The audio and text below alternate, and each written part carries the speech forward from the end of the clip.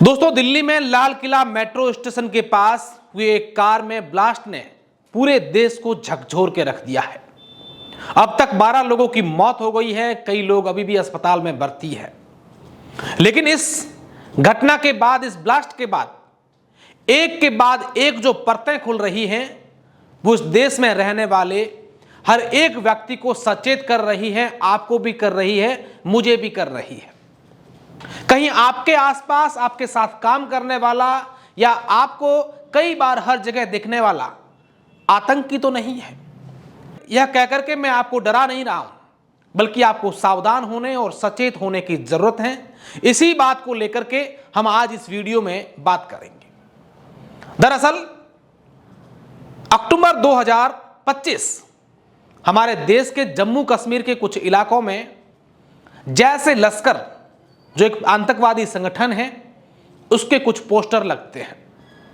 19 अक्टूबर को जम्मू कश्मीर पुलिस इस जैसे लश्कर संबंधित पोस्टर लगने के बाद एक मामला दर्ज करती है और उसके बाद हमारे देश की विभिन्न सुरक्षा एजेंसियां एक बड़ी टीम गठित करती हैं और गुप्त रूप से कार्रवाइयां शुरू करती हैं। कई सारे डॉक्टर जो बच्चों को पढ़ाते हैं, मौलवी जो दरगाहों में जाकर के धर्मगुरु खुद को कहते हैं, जो अपने धर्म को, अपने समाज को एक अच्छी शिक्षा देने की बजाय अपने ही देश में रह करके इसी देश का आटा खा करके नमक हरामी करने वाले ये लोग आतंकवाद की एक चैन चला रहे थे, जिसका नाम था व्हाइट टेरर मॉड्यूल। जैसे लश्कर, जिसके एक सरगना को ऑपरेशन सिंदूर के तहत हमारे देश की सेना ने, हमारे देश के जाबाजों ने मार गिराया था, उसकी पत्नी लगातार इस देश में फिर से एक आतंकवादियों की चैन, या यूं कहें कि एक संगठन चलाना चाहती थी और वो अपने काम में सफल भी हो गई।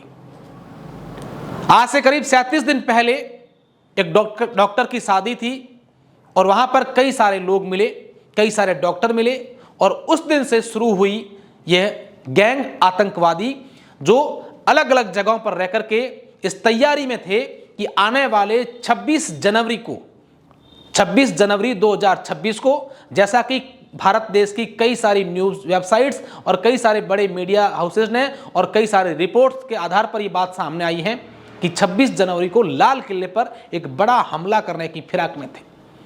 लेकिन उससे पहले ही हमारी सुरक्षा एजेंसियों ने, पुलिस ने उनके मंसूबों पर पानी फेर दिया और 2-3 लोगों को पकड़ करके उनके पास से करीब 3000 किलो विस्फोटक पदार्थ बरामद किया गया।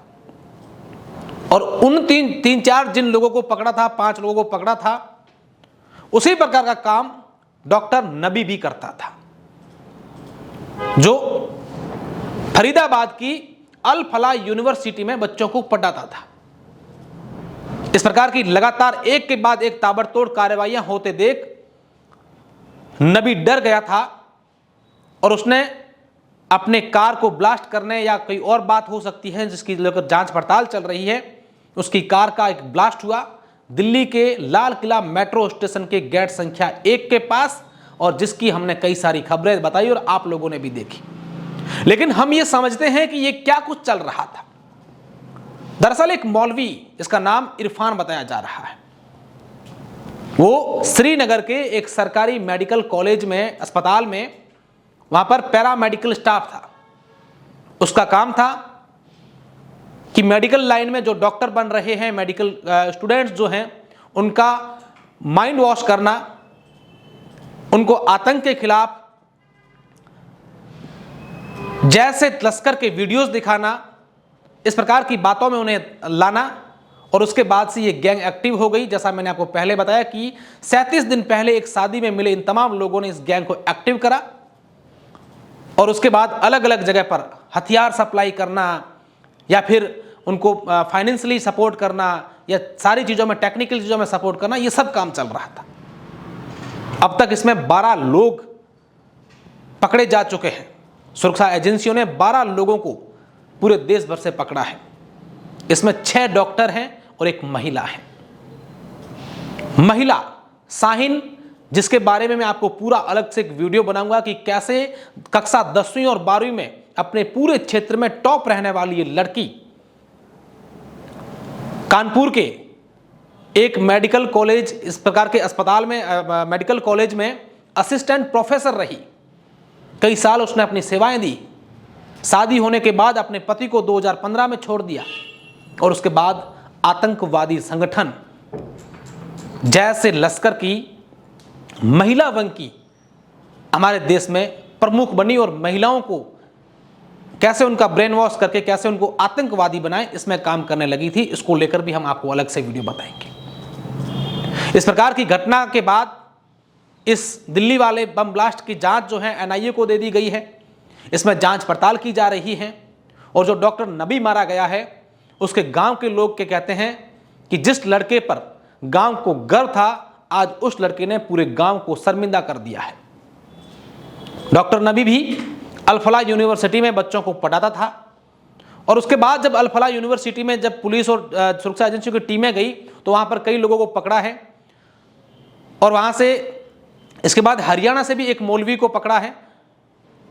उसको लेकर भी कई सारी बातें सामने हैं, उसको लेकर हम आपको पूरी जानकारी देंगे।